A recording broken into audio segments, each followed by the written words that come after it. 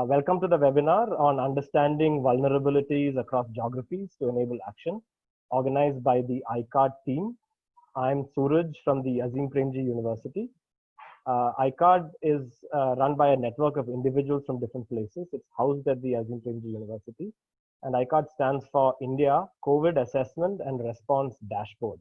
It is a public dashboard with data about the current situation especially for vulnerable populations regarding humanitarian issues, livelihoods issues in different localities. Hopefully, the data on the dashboard will complement other such exercises. As many of us know, several interesting household surveys have been conducted in the last few months regarding the current situation. And in fact, the ICARD data to some extent are consistent with those findings. But where ICARD differs from other surveys is that it collects information for different blocks. The hope is that geographically specific information can guide action. And the way it's set out is that the ICARD team reaches out to civil society organizations and others to nominate individuals who know particular blocks very well, who work there, who know the situation.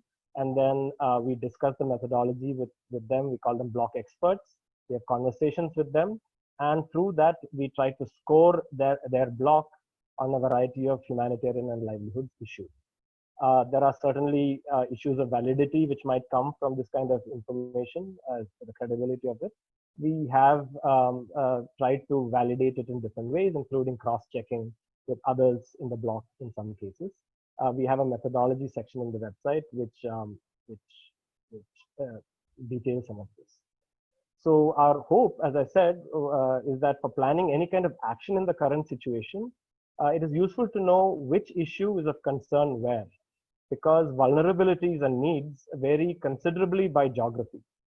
So ICARD collects information from many issue domains from many clusters of blocks from currently 9 states. And we plan to collect such information from these blocks at regular intervals to also therefore track the evolving situation in these blocks.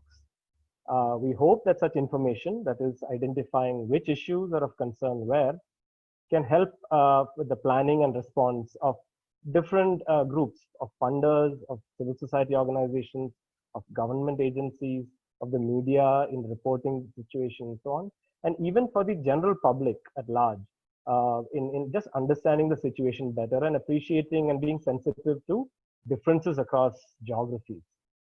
The purpose, let me add, is not to single out the government or other institutions for their performance. Rather, the overall spirit of the ICARD is in the spirit of collective responsibility and accountability. How, as a society, we can respond to the situation. And we hope that different groups with their different concerns could use this kind of information. That's something that we will discuss later on in the discussion segment. We acknowledge with gratitude our civil society partners, many well-wishers. We have lots of volunteers helping us to put this data together.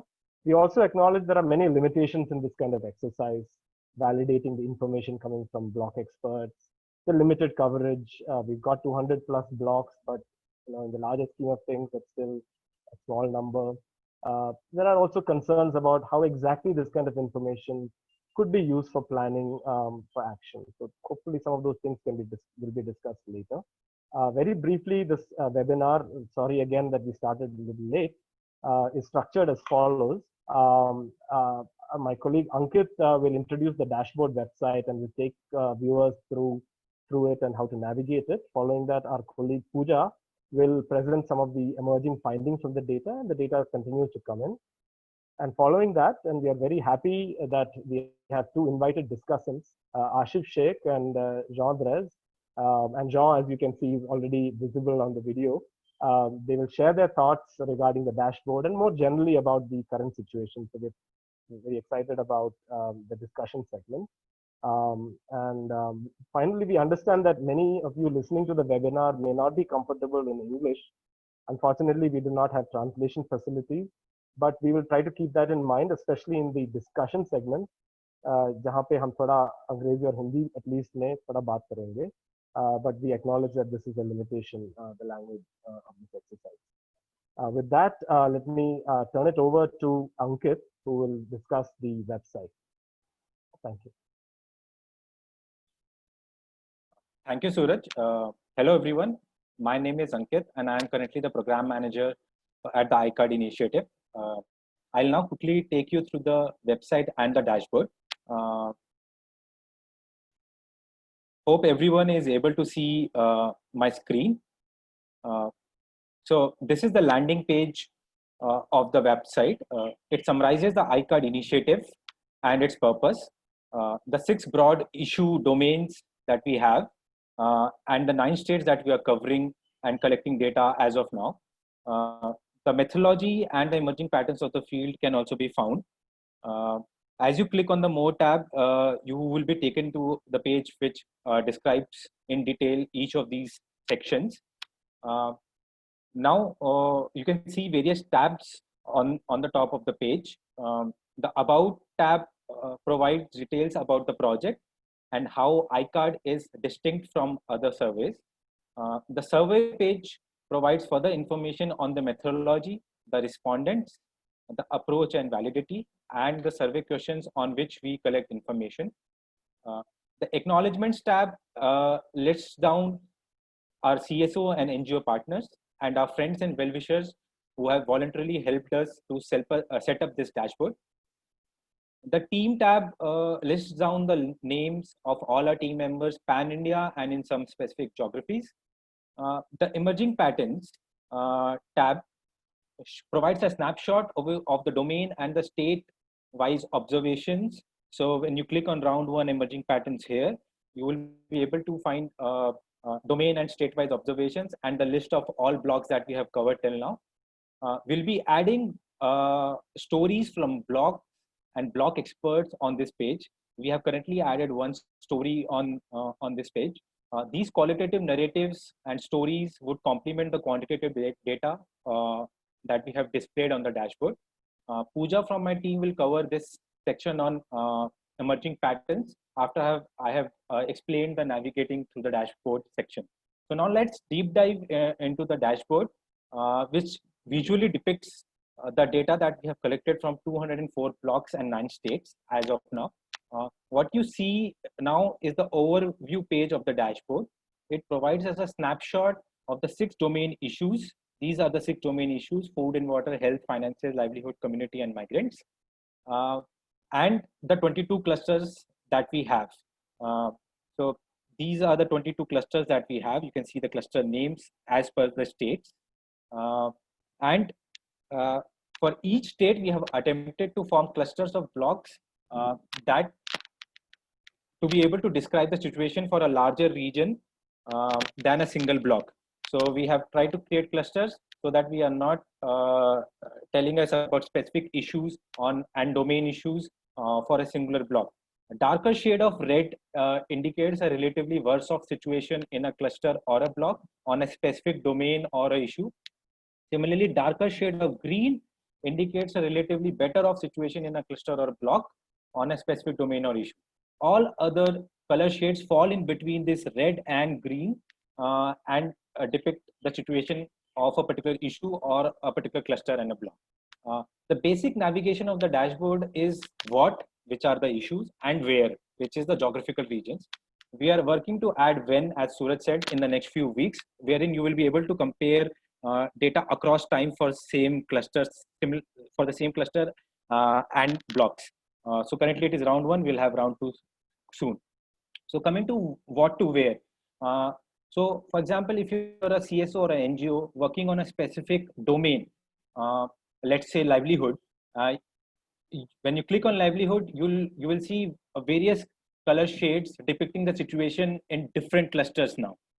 As you can see, now if you hover the mouse over a specific cluster, for example, let's say Bastar region, you will get a score on a scale of 3. And similarly, if you hover the mouse over a specific domain issue, it will give you a score, in this case 1.5459 on a scale of 3 for all the clusters that we have. Similarly, if you are a NGO or a CSO or a funder who is working in a specific geography, in this, let's say take Bastar region, you can see the shades of the domains changing. I'll show you again. Earlier the shades were this, and now if I click on Bastar, it shows you the shades changing for Bastar on food and water, health, finances, and so on. If you hover the mouse over the cluster specific color shade, it gives you a score. Similarly, for all domain issues of a specific cluster, it gives you an aggregate score on a 3-point scale.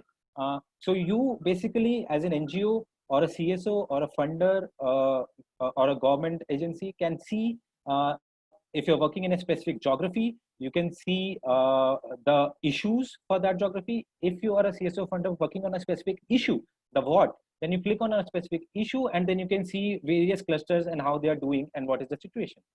Now let's deep dive quickly into the dashboard. The dashboard allows us much more functionalities. So this is the overview of the dashboard and the deep dive version of the dashboard. Here you can see that we have much more granular and spatial view of the dashboard with various filters at the top, and then we have domains here, and then we have within each domain the issues that we have covered in each domain. Okay, it has refreshed. 1 second. Yes. So the issues within each domain are also listed, and then the for each issue within each domain, the aggregate for all the blocks data that we have right now. So again, the same basic concept of the dashboard is the what and the where. So when we want to look at the what, that is the issues. As I said, if you're a specific NGO or a CSO, then you click on a specific issue domain. For example, let's say livelihood. You click on that, and it will show you all the livelihood issues that we have. We have 7 issues in livelihood, and it will show you the color shades for all the blocks that we have covered till now. Now within, if you want to work on a specific issue, say you want to look at NREGA work demand, and you click on that, it will show you the question that we have asked in a questionnaire survey, and it will show you a score, etc. So when I click on that, what has been the increment in the number of people who are seeking work under NREGA, the map colors will change for that particular issue. And you can figure out what is, so you can figure out what kind of response is needed for that particular block. Okay.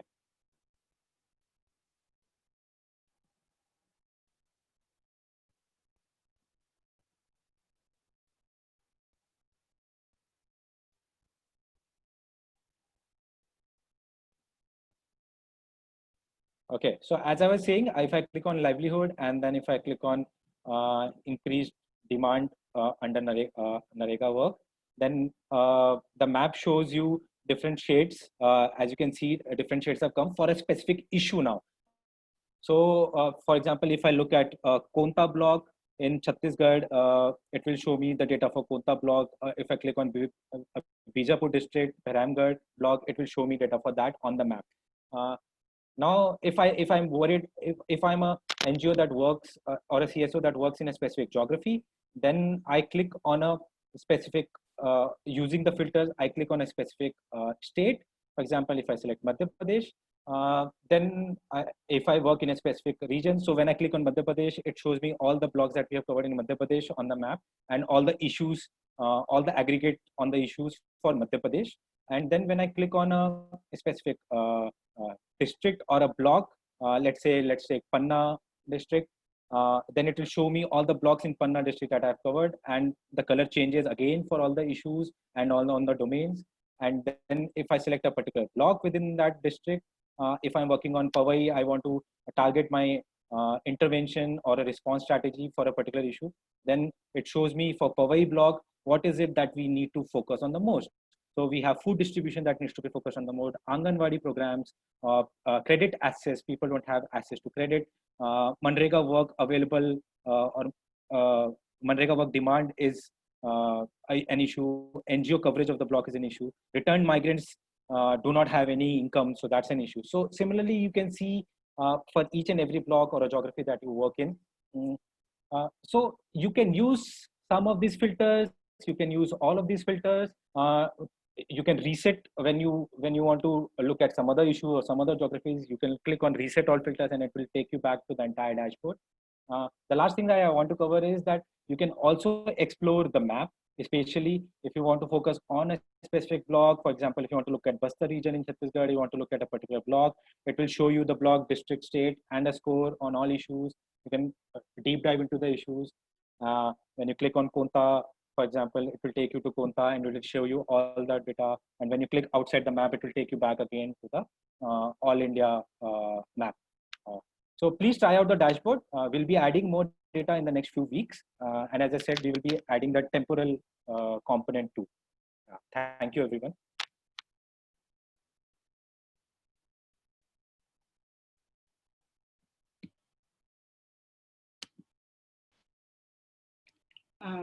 Right. Thank you, Ankit, for taking us through the dashboard. My name is Pooja, and I'm a faculty with Azim Premji University. What I'll be doing today is taking you through the emerging patterns, or the patterns that we see are emerging from the ground with help of our data. So what I would do is, even though we have a findings section on the website, I will not really get into those findings. Rather, I will try to give an explanation or take you through the ways in which we can use the dashboard data. So as Ankit and Suraj said, just to give you certain numbers, we have 22 clusters across 204 blocks across 9 states. And we are trying to trace these across 6 domains, under which we have 35 issues. So it's a huge amount of data that is stored on dashboard. And given this vastness of data, there are multiple ways by which we can slice and dice these data and try and connect it to the ground level. And so I'll give you some examples how we can do it and make use of the dashboard data. So at some level, what we are trying to do with the dashboard is to give both macro as well as the micro picture. And as you saw from the dashboard, that's what the map is trying to do. So when I'm saying macro, it's giving us a state level picture, but no way are we trying to say that these are state level averages, because as you see, the blocks are kind of scattered across the state. But nevertheless, what we have done is getting the clusters of these blocks. So in some sense, these clusters are giving us a block level averages, and it's giving a kind of macro picture of what is happening within a cluster. Now, this can be further sliced into the way clusters are varying across different domains and also different issues. So let me just take you through an example. Now we have, as Ankit mentioned, we have 6 domains. And suppose I want to see how each of these clusters are varying across these 6 domains. Let's just take the first domain, which is the food and water. And if you're able to see the screen, you would see there are 2 plots. So the first plot is, in fact, all the bars are giving the data for every cluster. We have 22 clusters, so 22 bars. And every colored bar is basically indicates the cluster from the same state. So what we see immediately is the significant variation that exists across these different clusters, not just across different states, but within states. And that is a critical thing. So for example, if we choose 2 states, say Odisha, we have 2 clusters there, South Odisha and East Odisha. Now there we see that South Odisha is lagging behind East Odisha, or should I say that it's more vulnerable than East Odisha when compared with, when looked at from the food domain. Similar findings in case of health, right? Whereas in the state of Chhattisgarh, where we have 3 clusters, the cluster variation doesn't really have a kind of a trend, right? So North Chhattisgarh is doing relatively better in case of food, whereas it is probably lagging behind in case of health. So in similar ways, what we do is we try to look at these cluster variations across these different domains. Now, with this, what we can broadly find out is which is the particular cluster which requires attention in terms of addressing certain gaps or vulnerabilities in each of these states. So for example, if you look at the table, and you just see the state of Odisha, we see that in most of the domains, whether it's food, migration, livelihood, cash, health, Manrega work, South Odisha is lagging behind as compared to East Odisha. Whereas if you look at the last row, that is social discrimination, that's where East Odisha is more vulnerable. So this kind of gives us a macro picture of how these different clusters are located in terms of these different issues, and which is a particular cluster which needs a kind of a concerted focus. Now, with this kind of an analysis, we can further slice it down. So let's just continue with the example of Odisha. And suppose I want to see that for two clusters that we have in our survey, which is the East Odisha and South Odisha, how are these two clusters varying across these different domains? So here we see that, there are again different domains. Food, health, cash, income, migration, and social discrimination. Now, if we look closely, what we find is that there are certain clusters, certain domains, for example, food and water, and especially cash, availability of cash, is where East Odisha is doing relatively better. Whereas in case of social discrimination, East Odisha is lagging behind, because the higher the bar shows higher incidences of social discrimination. Now, to understand this better, what we can do is we can go to the issues. That is, in food and water, we have 7 different issues measuring food and water, starting from the availability of PDS shops, accessibility of PDS shops, accessibility of other kinds of shops, and other ways of accessing food, also water. So when you do this kind of a slicing and you go through each one of these, you realize that while South Odisha is lagging behind East Odisha as compared to food and water, but you can find out that there are particular areas where the lag is. And these areas, if we are looking at this chart closely, we see that the area is access to food. So it's not so much with respect to, say, cooking fuel or other kinds of access, but access to food appears to be a significant one. Similarly, when we look at access to cash, overall South Odisha was doing worse than East Odisha. So this chart helps us understand where, under which issue is the region, South Odisha, lagging behind. So again, when we look at availability of credit, whether formal or informal, and possibility of withdrawing cash, liquid cash, we see that it's significantly falling behind as compared to East Odisha. On the other hand, interestingly, when we come to social discrimination, we know that East Odisha was lagging behind, indicating that there were more number of incidents of social discrimination in East Odisha as compared to West, as compared to South, I'm sorry.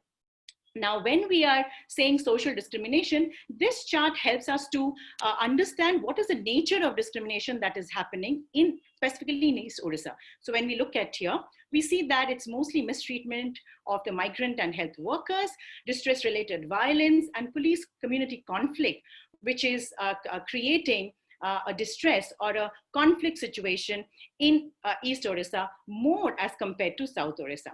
So such kind of slicing of data, both at a cluster level and then going down to the issue level, helps us understand, first of all, what is the core problem which is pulling a particular cluster down.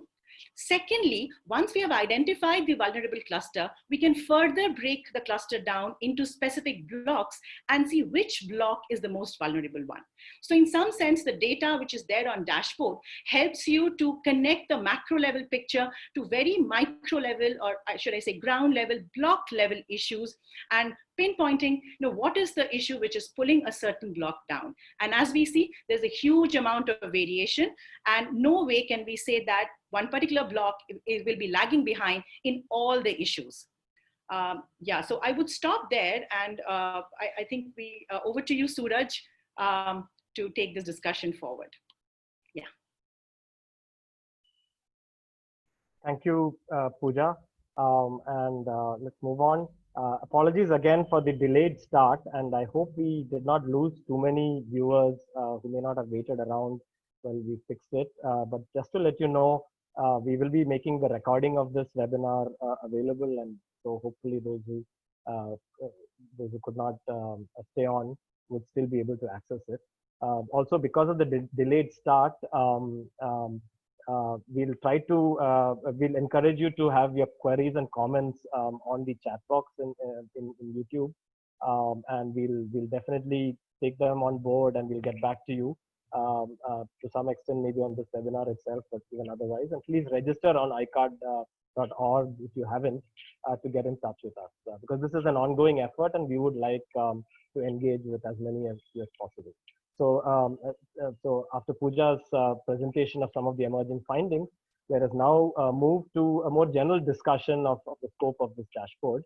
So we have two discussants. I would request Jean and Ashish to please switch on your videos. Yeah, thank you. And Ashish bhai, yeah, I hope I hope he's also on. So we are very happy that we have two invited discussants, Ashif and Jean, and here's a very brief introduction to them. Ashif Sheikh is a social activist and the co-founder of the human rights organization Jan Sahas, which started in Devas, Madhya Pradesh. And Jean Drez is a social scientist and activist currently at Ranchi University. He's directly or indirectly the inspiration for many welfare efforts in India and elsewhere. Both of them, needless to say, have also been active in many ways responding to the current situation. So Ashif and Jean, aapka swagat, welcome, and thank you for joining us. And I hope, Ashif, you're on, right? I can see Jean. Yes. Yeah, thank you. Yeah, Suraj. thank you. Yeah. So many have joined this webinar, particularly to listen to both of you. So this is, I think, we are looking forward to the discussion that we're going to have. We'll try to keep it in a conversational format. And जैसे मैंने पहले कहा, थोड़ा हिंदी में भी हम बात करने की कोशिश करेंगे.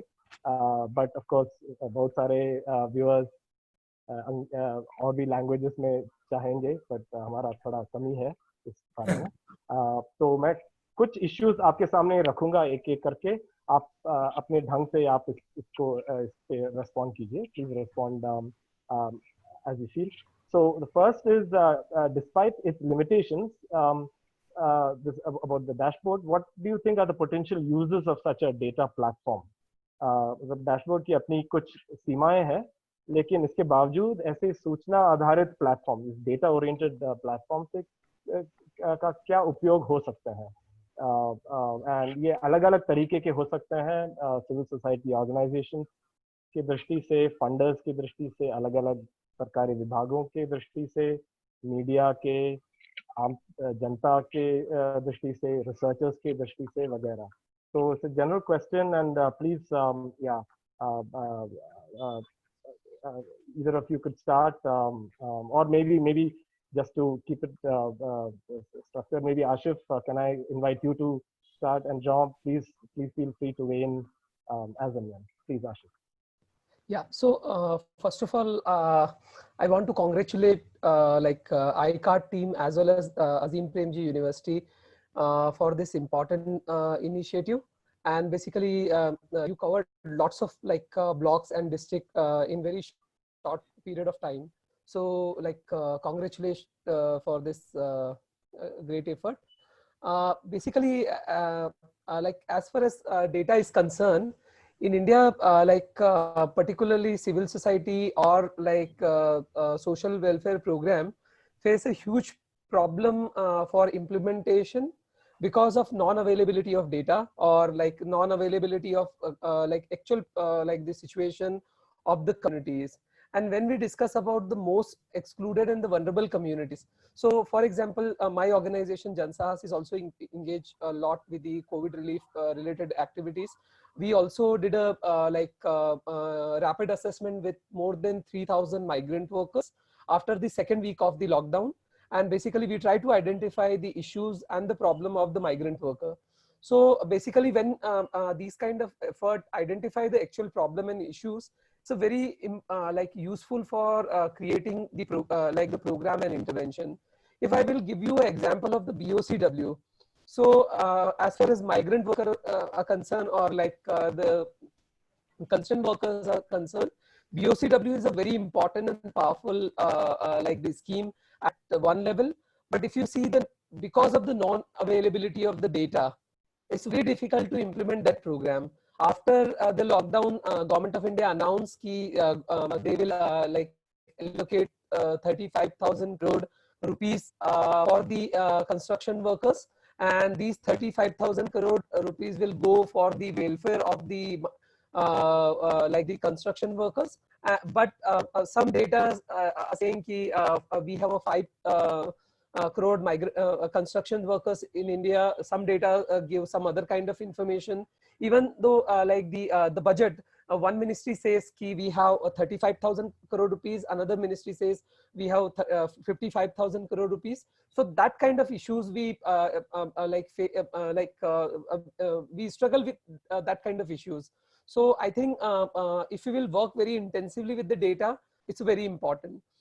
The second thing actually, and I already discussed with Rahul about the challenges with this dashboard, because we are working with the manual scavenger community, because they are most vulnerable in the current situation. We are working with the survivors of rape and sexual violence. We are working with the migrant worker, or like the daily wage work, labor, release bonded labor, or like the single women-headed household, the families with the malnourished children. These are the communities, and they are most vulnerable in the current situation. And if we will analyze the data in general about the geography, I completely agree about the geography. If you see, see the situation in Bundelkhand, so basically a million migrant workers from the Bundelkhand every year migrating to the Delhi NCR area for a seasonal basis. And their vulnerability is very high. They struggle a lot during the lockdown period. If we will not able to identify their the problem or their concern, and their requirement is very different, because during our study I called to about 36 migrant workers, and basically they required mobile balance because they are not able to connect with their families during that period. So like different kind of need and like the requirements are there. So I think if we will increase the scope of this dashboard, that's my suggestion. I already congratulate. It's a very, very important initiative, but same time, if we can invest more like the time and energy and resources, and if we can put different kind of data and information, particularly related to the most vulnerable and excluded communities, so then it would be create a huge impact, particularly for the designing of the program of the civil society organization or the state authorities or the state government. Right. I can stop now. Yeah, thank you, Ashif. Yeah, and absolutely, I think we need to, to the extent possible, increase the geographic scope. But that's why we are also, as Pooja mentioned, trying to cluster the block. So at least in particular parts of particular states, we'll be able to make some comments. But yes, it is a drop in the ocean in that sense. But yeah, that we are very mindful of that. Jean, over to you. Yes. Yeah. So like Ashif, I'd like to begin by welcoming this initiative very much. I think that anything that enables us to understand this crisis and its consequences for people better must be welcome and can help in a number of ways. You see, you seem to be keen that this exercise and this dashboard should help us to identify areas and issues that need intervention. And as Pooja has mentioned, that would help, for example, and I think you have also mentioned, that this would help to guide the work of CSOs and NGOs and so on. That is certainly a valid purpose, but I think it's much more than that. Because, there are many actors that matter and can have an influence. NGOs are one. There's the media, there's of course the government, people's organizations, the court. There are all kinds of institutions that can help. And what you are doing is rendering a public service by putting this information in the public domain and organizing it and making it available for multiple users and multiple institutions. I think that is the way I see it. As it happens, we have done something similar on a very much smaller scale in Jharkhand, in the sense that we also contacted block level, we don't call them experts, we call them observers, and we tried to get feedback from them on the phone on a variety of issues, and particularly on the state of local public services. And we found that a very useful exercise, and we were able to share the findings with the government, of course, and the media, and also various campaigns. The approach is a little different. I mean, yours is much more ambitious and much more detailed, but I'm hoping that it will extend considerably the kind of work that has been done of this sort until now. I'll just stick to this for the time being. I have some questions about the methodology and so on, but I think we'll come to that. I'm sure that we will come to that. Thank you, Jean. I think I just request the viewers to please, type in comments as you can. We'll respond at some point, if not at this webinar, but we will get back to you. We are interested in engaging and figuring out, how to take this forward in the best way. One question which has come is, how to access the data. So we will be having a data form on the website. So you just have to fill it in and click it, and then we'll be happy to send you the full data set. So we're happy to release it. Yeah. So to move on, and thanks to both the discussants, and the thoughts on the possibilities of such a dashboard. अब मैं थोड़ा अनुरोध करूंगा कि आप dashboard में जो findings अभी हमने डाले हैं, जो डेटा डाले हैं, उसके ऊपर थोड़ा आप बात कीजिए. आप हो सकता है आप लोग अलग-अलग जगहों के बारे में बहुत डीपली जानते हैं, झारखंड ही नहीं, जहाँ आप बहुत सारे पूरे सब क्लस्टर्स के बारे में जहाँ आप जानते हैं, और आशिफ आप बुंदेलखंड में बहुत सारे काम हो रहा है, बट और भी जगहों पे. तो जो भी आपने अभी तक डैशबोर्ड में आपने देखा, क्या ये फाइंडिंग थोड़ा एग्री करते हैं हमारे जनरल इम्प्रेशंस को, या कॉन्ट्रडिक्ट करते हैं, या कुछ नया आपको दिखता है इस डेटा को देखते हुए? थोड़ा उसके बारे में थोड़ा बात कीजिए. Comments, criticism about findings. So yeah, again, maybe Ashif and then Jean. Yeah. So basically अगर आप like जो आपने एक सोशल डिस्क्रिमिनेशन या सामाजिक भेदभाव का जो एक मुद्दा रखा है, आई थिंक वो बहुत ही इम्पोर्टेंट है, क्योंकि कई सारे जो वनरेबल कम्युनिटीज के बारे में हम बात कर रहे हैं, उन सामाजिक भेदभाव एक बहुत ही लाइक महत्वपूर्ण और बहुत ही बड़ा एक सवाल है उनके साथ. लेकिन इस दौरान हमने ये भी देखा है कि जो जिस तरह का डिस्क्रिमिनेशन या जो एट्रोसिटीज कुछ कम्युनिटीज के साथ हुई हैं, वो भेदभाव से काफी ज्यादा हैं. तो आप अगर देखेंगे कि इस दौरान पिछले कुछ समय में काफी सारे न्यूज़पेपर्स ने रिपोर्ट किया है कि सिर्फ इंडिया नहीं, बट दुनिया के कई सारे देशों में जो जेंडर बेस्ड वायलेंस है, including sexual violence, including domestic violence, वो काफी बड़ा है.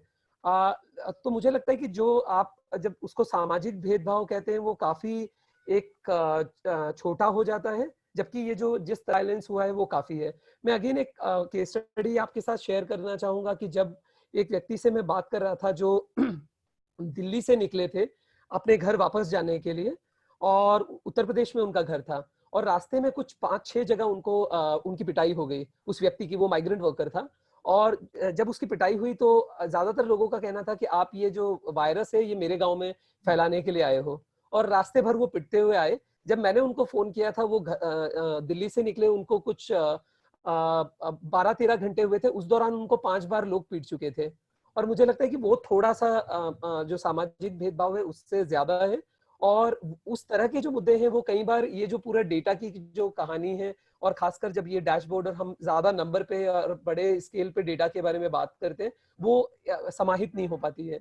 दूसरी एक चीज की आपने ये डैशबोर्ड बनाया वो बहुत ही इंपॉर्टेंट है, बट मैं एक चीज और कहना चाहूंगा कि क्योंकि आपने बताया है कि आप इसको कंटिन्यू करने वाले हैं, तो कैसे ये जो इमोशन है कम्युनिटीज के, जिन्होंने ये पिछले 2 महीने में जो झेला है, जो सहा है, क्योंकि आप अखबारों में पढ़ रहे होंगे कि काफी सारे केसेस हुए हैं जहाँ पे लोग मतलब डेथ के केसेस हैं या सुसाइड के केसेस हैं, या फिर कई अलग तरह की समस्याएं लोगों ने के सामने पेश आई हैं, और वो किस तरह से उनसे निपट रहे हैं, वो एक बहुत महत्वपूर्ण सवाल है. और ये मैं इमोशन के बारे में बात कर रहा हूँ, क्योंकि बहुत बार ये डेटा के बारे में बात करते करते जो इमोशन है लोगों का, वो बहुत महत्वपूर्ण चीज है, लेकिन वो हम छोड़ देते हैं, उसके बारे में बात नहीं होती है. तो जैसे कई सारे जो रेप के केसेस हुए हैं, सेक्सुअल वायलेंस के केसेस हुए हैं, वो हमने, जैसे आपने भी रेफरेंस दिया है कि तकरीबन 8 से 9 लाइक स्टडीज हुए हैं, लेकिन उन सारे स्टडीज में, इंक्लूडिंग जो हमने स्टडी किया था रैपिड असेसमेंट, उसमें ये जो वायलेंस वाली जो चीजें हैं वो हम कवर नहीं कर पाए. पर्टिकुलरली जो वायलेंस अगेंस्ट विमेन है, वो एक मुद्दा. दूसरी एक चीज की कैसे जॉन्ड्रेज ने एक बहुत ही इंपॉर्टेंट बात कही कि बहुत जो हम सोच रहे हैं कि ये जो स्टडी है वो सिविल सोसाइटी ऑर्गेनाइजेशंस यूज करेंगे या एनजीओज यूज करेंगे, लेकिन किस तरह से मीडिया के लोग या गवर्नमेंट अपने पॉलिसी बनाने के समय में, कोर्ट्स इसका इस्तेमाल कर सकते हैं, बट मुझे लगता है कि कैसे आम जनता ज्यादा से ज्यादा इसका इस्तेमाल करे। क्योंकि मैं एक चीज जरूर यहाँ पे कहना चाहूंगा कि बहुत बार हमें लगता है कि जो भी समस्याएं गरीब लोग झेल रहे हैं, या जो वंचित वर्ग के लोग, या जिनको आप वनरेबल कम्युनिटी कह रहे हैं, वो जो समस्याओं का सामना कर रहे हैं, उसका हल या तो सरकार निकाल सकती है या एनजीओज निकाल सकते हैं, या सिविल सोसाइटी, मीडिया या कोर्ट्स निकाल सकते हैं। मुझे लगता है कि जो एक बहुत बड़ा जो वर्ग है जिसकी ये जिम्मेदारी है, वो है समाज। और उस समाज के बारे में हम बहुत बार सोचते नहीं है कि वो ये समाज, ये जो आप फाइंडिंग्स बता रहे हैं या जो नंबर्स बता रहे हैं, ये समाज का क्या इससे लेना देना है। और मुझे लगता है समाज का बहुत बड़ा लेना देना है, क्योंकि हमारे देश में तकरीबन 17 करोड़ माइग्रेंट वर्कर्स हैं। ये माइग्रेंट वर्कर को हमने पिछले 2 महीने देखा है कि कोविड की वजह से जो उनका सिचुएशन थी वो एक्सपोज हो गई है कि किस तरह से वो बुरी हालत में थे। और ये सिर्फ कोविड के समय में नहीं, लेकिन कोविड के पहले भी उनकी हालत तो यही थी। लेकिन हमारा समाज, हम हमेशा उनका इस्तेमाल करते रहे हैं। एक लेवल पे देखा जाए तो वो एक राष्ट्र निर्माता है। हमारे एयरपोर्ट, हमारे रोड, हमारे सारे इंफ्रास्ट्रक्चर, हमारे स्कूल, हमारे अस्पताल उन्होंने बनाए हैं। लेकिन जब वो डिफिकल्ट सिचुएशन में थे, हम वोट नहीं कर पाए थे। और मुझे लगता है कि ये सरकार सिर्फ की जवाबदारी नहीं, ये समाज की भी एक बहुत महत्वपूर्ण जवाबदारी है कि कैसे समाज अपने उन लोगों को ट्रीट करता है, या कैसे उन इनविजिबल लोगों को एक बार देखने की कोशिश करता है कि उनके साथ क्या हो है, जिनके पास में अगले 2 हफ्ते या 1 हफ्ता या 4 दिन खाने के लिए नहीं था। और हम as a society actually fail हो गए उनको प्रोटेक्ट करने में या उनको सपोर्ट करने में। तो मुझे लगता है कि ये जो पूरा डेटा का जो काम है, जो इंफॉर्मेशन है या जो नॉलेज है, कैसे समाज में वापस जाए और समाज इसके बारे में सोचना शुरू करे कि वो अपने जो मोस्ट वनरेबल या एक्सक्लूडेड लोग हैं उनको ज्यादा से ज्यादा कैसे सपोर्ट कर सकता है या प्रोटेक्ट कर सकता है, पर्टिकुलरली जो अभी ये कोविड की सिचुएशन है, इस तरह के सिचुएशन में। Thank you Ashif. दो चीजें जो आपने कहा है, एक दो जो जॉन ने भी कहा कि ये सिर्फ CSOs या NGOs के लिए नहीं है, and we are not intending it to be just for one kind of responder, and as you said, government agencies, and as Ashif last statement about the wider public. So we are now trying to figure out how best to get different kinds of people to engage with this, especially and John mentioned that in Jharkhand they were able to take their survey block survey results to some of the government agencies there. So I think so we are also very open to these kinds of possibilities, and so I just invite all the viewers of this and others to maybe help us brainstorm and give us ideas for how to make that connection. I think once this dashboard has been built, बहुत सारे uses हो सकते हैं. We are not trying to say that it's mainly for NGOs alone or that sort. And जो आशिफ आपने कहा, and also Ashif, very quickly, you're absolutely right. The social relation, social discrimination का जो मुद्दा हम इस पे cover कर रहे हैं, it is not just भेदभाव जैसे आपने कहा, there's a lot of structural violence and actual violence which is there, gender-based violence जो आपने कहा. In fact, हमने एक पायलट किया था ये डैशबोर्ड शुरू करने के पहले, उसमें हमने gender based violence, domestic violence के मुद्दे रखे थे, बट हमने वी रियलाइज कि ये अच्छी तरह इस मेथोडोलॉजी से पिकअप नहीं हो पाएगा. तो वी डिसाइडेड रिलक्टेंटली कि ना इसके लिए थोड़ा डीप सेंसिटिव एक और कंसर्न से हमें इसको जूझना पड़ेगा, इसलिए हमने रिलक्टेंटली इसको छोड़ा. जिस तरह के इंफॉर्मेशन हमें लगा कि ये क्रेडिबली हम कलेक्ट नहीं कर पाएंगे, it's very much on our radar. And जैसे अंकित ने कहा, हम क्वालिटेटिव इंफॉर्मेशन भी इन कॉन्वर्सेशन से हम ले रहे हैं. उनमें उन कॉन्वर्सेशन में बहुत सारे ऐसे स्टोरीज, थोड़ा डीपर इश्यूज आ रहे हैं, एंड हम वो भी पब्लिक के सामने रखना चाहेंगे. So thank you, Ashif, and yeah, Jean, please, over to you. So let me come back to the question that you posed. You asked us whether the information that we saw on the dashboard roughly corresponds to what we observe. And I find that question very difficult to answer. I did take a quick look at some of the information on the dashboard, although not in detail. And I was looking particularly for indicators of the state of public services, because I think this is an extremely important issue. You see, there's a lot of talk now about the reopening of the economy after the lockdown. And there's hardly any talk of the reopening of public services. And that's actually much more important and much more urgent. Right now, in places like this Latehar district in Jharkhand, all the public services, almost all the public services are shut. School band hai, swasth kendra OPD band hai, keval aapko coronavirus sambandhit seva milega. Narega work sites for practical purposes are still almost shut in Jharkhand. The block offices are virtually empty, and midday meals, of course, are not being served to children. The Anganwadis are closed, so almost everything is shut. And that may not affect the middle class very much, because the middle class depends more on private services. But for poor people, this is a disaster. I mean, to go for 3 months without all these basic services, I think it's extremely serious, because their lives depend in so many different ways, even on the administrative officers. I mean, if you have a query, a complaint, a grievance, maybe your pension has been discontinued for a reason that you don't understand, you have to be able to go somewhere and get some assistance. And right now, all these channels of support have been almost cut off, with one major exception, of course, the ration shops. This is what is actually keeping millions of people alive in India today. And to some extent, the Narega work sites in many states, although not so much in Jharkhand. Now, coming back to your question, the reason I find it difficult to answer, even after looking at some of this information, is that the scores that you're presenting are difficult to interpret. For example, we learned from Pooja that in Eastern Orissa, for the domain of food and water access, the score was 2.67, and for South Orissa, it was 2.29, which tells us in some fashion that Eastern Orissa is doing better than Southern Orissa, as she pointed out. So there's a kind of rough comparative picture that emerges. And I think it's part of your main purpose to try to identify geographically what are the trouble areas. So in that sense, it fits with your purpose. But the score doesn't tell us very much, except for the comparison, except for the fact that it's higher in Eastern Orissa than in Southern Orissa. We don't know what to make of it. And of course, as Pooja explained, you can drill down and break it up, because this is what you call a domain. And so it has various issues. So you can look at the different issues, but again, you meet scores that don't have an obvious interpretation. I think that may require perhaps some further thought, because I think the root of the problem, as I understand it, as I understand your method from a brief conversation with you actually this morning, the way it goes is that you have these experts or observers in different blocks, normally 1 per block, in some cases 2 per block. And then you ask them in a kind of conversational mode, questions about, whether the ration shops are open and what's happening in the schools and whether people have access to food and water and so on and so forth. And then based on that discussion, you attribute a score of 1 to 3. But there's no kind of uniform pre-coding of the scores.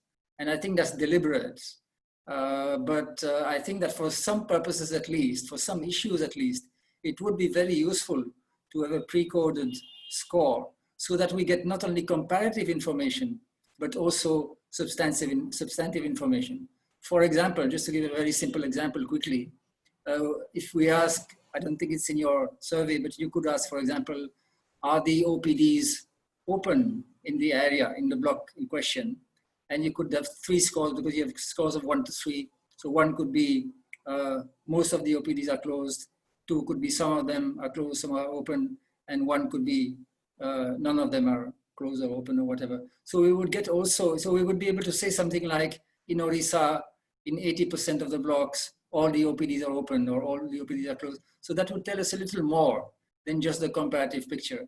I think that is the main question I had about the methodology, because you have a very rich resource. You are in touch with people in so many blocks, I think more than 200 blocks, spanning almost all the poorest states of India, the ones where there's a real danger of a serious crisis in the next few months. So you are going to be able to monitor very closely what is happening in those blocks. And that's, I think, extremely valuable. But perhaps you should think of how to make the information richer by going beyond the comparative scores. I hope this was clear. I'm sorry, I don't know how to explain it in simple words, let alone explain it in Hindi. But I hope that I've at least flagged Yeah, an yeah. important issue. Yeah, Thank you. yeah. Thank you very much, John. We are aware of this, and thank you for putting it sharply again. So we will go back and see जहाँ भी हो सके हम इस तरह के थोड़ा numerically cardinal variables, numerically clear information हम collect करने की कोशिश करेंगे. Already अभी कुछ ऐसे information है जैसे नरेगा के work days specific हम information पूछ रहे हैं. Of course उसको हम वापस 1 2 3 कोड दे रहे हैं, but actually we are asking कि how many days of work a person can expect to get in a week, earlier, now, that kind of thing. That is going too far in the other direction. Because I don't think Yeah. you can ask that question to a person, but you cannot ask that question at the block level. At the block level. So I'm Yeah. not saying that I'm not pushing you towards Right. precise quantitative indicators, but I'm saying that the 3-point scoring can have a uniform interpretation, because if it varies between observers and questioners, then it becomes very difficult. Then it's a problem. Yeah, absolutely. And I think your example of OPDs being open, somewhat open, not open, I think that's the way to go. There are many other things like this. Yeah. I'll give you an example from our Jharkhand survey, which I referred to actually today in an article in the Indian Express. We asked in 46 blocks of Jharkhand whether most people are getting their double food rations, because at the moment people are supposed to be getting double food rations. So from that we learned that according to these observers, in 42 out of 46 blocks, the double rations are reaching, which sounds plausible. And it's actually a very, very useful information. I mean, it does show that there's still a gap, of course, very important gap. But nevertheless, by and large, at least in Jharkhand, the double food rations are reaching. And that's very important for practical purposes. Yeah, I think we agree. So we'll try to now get that to operationalize that. Thank you. Also, your point, Jean, about public services opening when we say, economy is opening.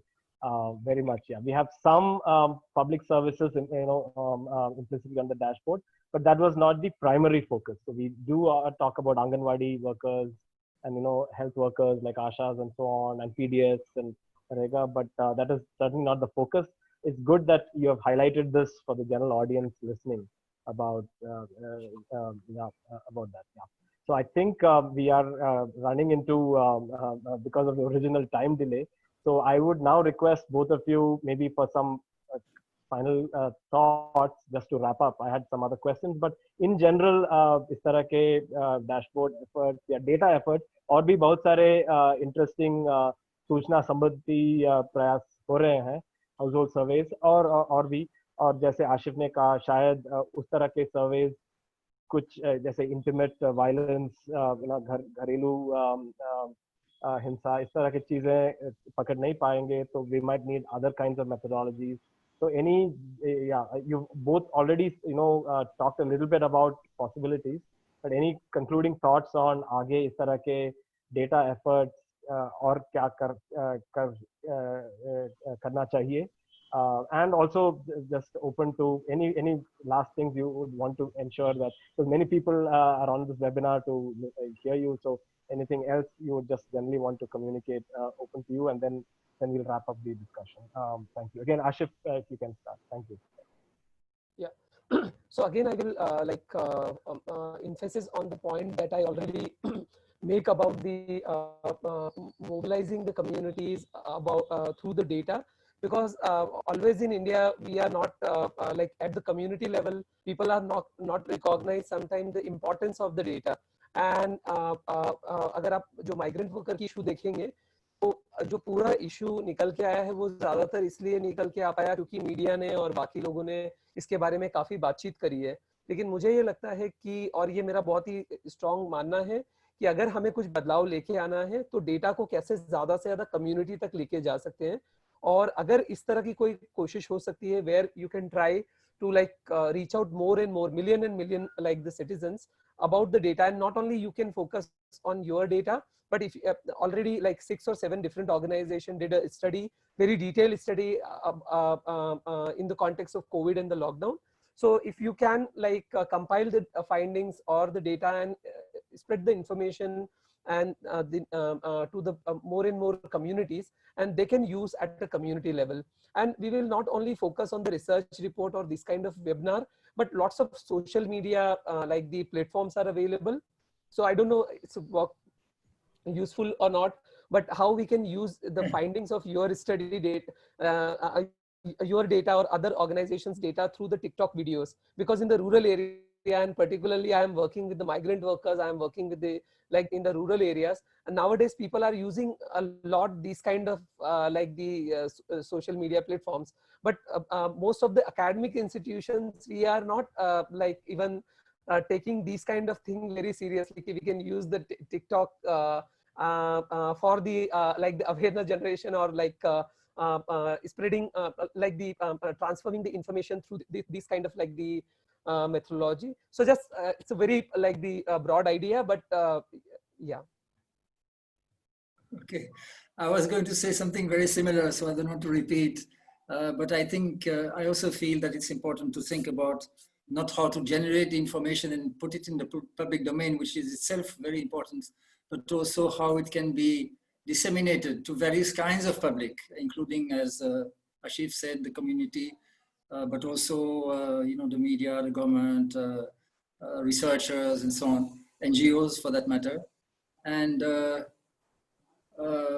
Ashif referred to the use of social media. I'm not on social media, so I can't advise you on this at all. But I agree with the importance of using different kinds of communication media because people have less and less time now for complicated write-ups and so on. And so they want simple messages.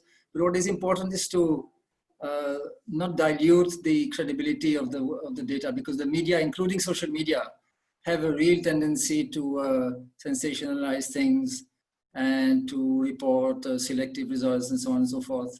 And your purpose is not to have the largest possible number of likes or hits or whatever, but I think it's to reach to a wide audience, but at the same time, having a kind of stamp of credibility with you so that people give importance to the findings. I'll just say that, and thank you so much. I enjoyed this interaction, and I will keep looking at the dashboard from time to time. Thank you. Thank you both. Let me just request Pooja and Ankit also maybe to turn the video on, just to let everybody know. Despite all these issues, it's been hard enough just getting it together. But now I think we've got a handle over how to go about this. So we hope and this last point that both Jean and Ashif made, and in fact I'm not reading, there are many comments coming, but one comment that many people are making is exactly this: how to reach to policymakers, government agencies, but as both the discussants said, to a wider public than that, because I think greater consciousness of some of these issues is needed among wider public outside of the middle class, as Jean was saying. So those are issues now we have to confront, and so I just invite viewers to really those who are interested, join this team, in some way help us disseminate. I think we need a lot more hands and minds. And unfortunately, because of lack of time, we are unable to go into. There are many questions about who are the block respondents. Can you add more variables across states, even though we're finding it hard enough with these variables? Yeah, so a lot of useful things to think about, which are coming from the comments. And so please, I just want to reiterate, please send these comments. We are looking at them, and we will engage with them, even if for lack of time right now we are not able to respond. And if you haven't already and you're interested, please register your email or some contact information on our website, because this is the way, as both the discussants just now said, to take it forward. Different ways of reaching out, not just collecting and presenting information. Pooja and Ankit, if you want to just add something to this, and then we'll wrap up. Yes, Suraj, thanks. I'll just take a couple of minutes to first of all thank Asif ji and Jean, because these comments were really important, especially the comments on the methodology. And one thing that I would like to tell to both the speakers as well as to our viewers, that as Asif ji said, we need to take these to people. to be, so that even common people should be able to use this kind of data. And keeping that in mind, somewhere we are also trying to, probably not the TikTok kind of videos, but definitely we are trying to create some stories, as Ankit was mentioning. So these are very ground level real stories which probably people are facing or a group is facing, which is kind of highlighting the vulnerable situation that both of you are talking about. And quickly responding to Jean's concern, I think Suraj already answered, and we completely agree with you. In some sense, yes, we are capturing some of those things in our through our issue-based questions. But largely, we were actually focused more on comparative, as you rightly pointed out.